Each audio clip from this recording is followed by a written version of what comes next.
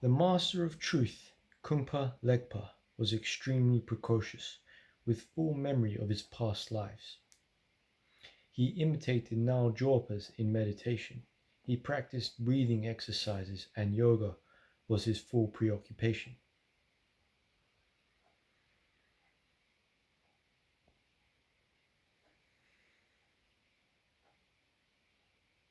These signs produced great faith in his devotees. By his third year he could read with ease.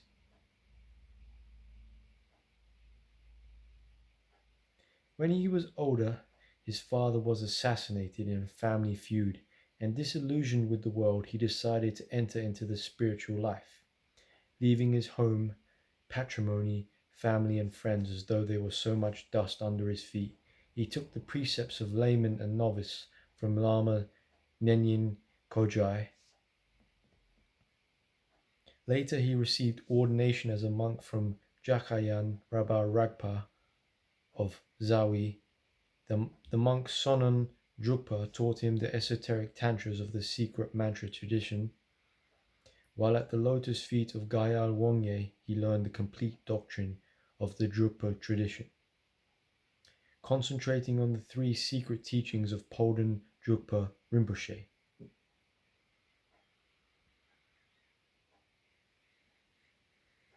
The founder of his spiritual lineage. At the lotus feet of the sage Latsu Shengpo and others who combined meditative realization with dialectic skill, he heard and assimilated the teaching of the entire doctrine and attained realization of the inner meaning of the four initiations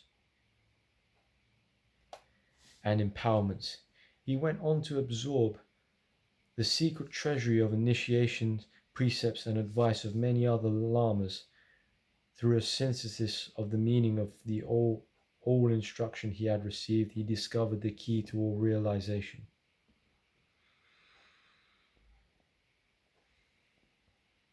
Be aware, guard the mind. Upon this realization, he offered his robes to the image of Buddha, and as a mendicant wandering wherever he would, he abandoned systematic yoga and meditation. He summarized his understanding in these verses.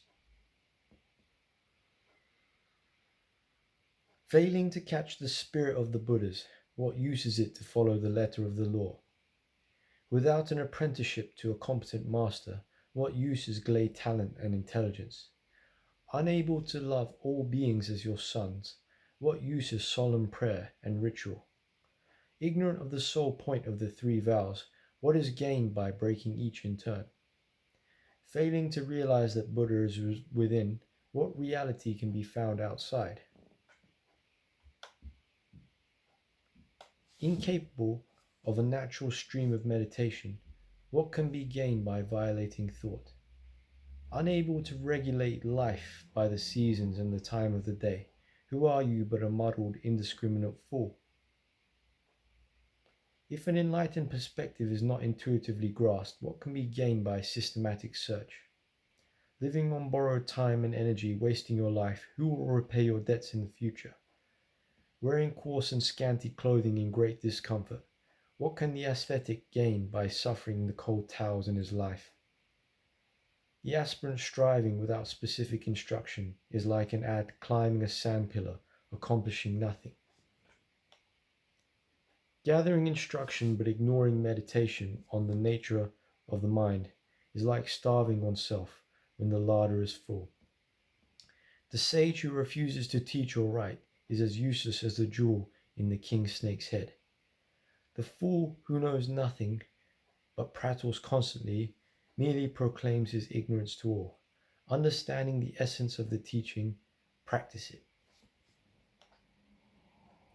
By the age of 25, Kungpa Legpa had gained mastery of both mundane and spiritual arts.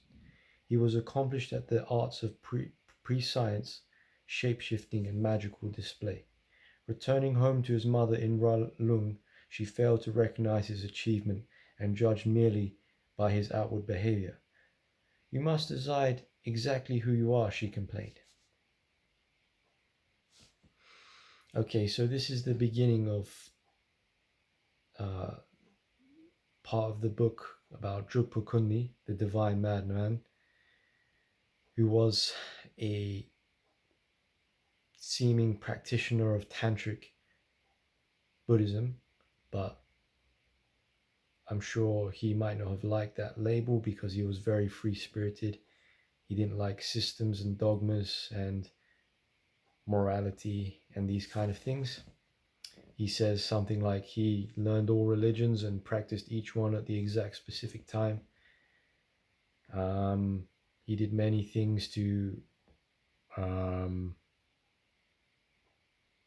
break people's perceptions and dogmas.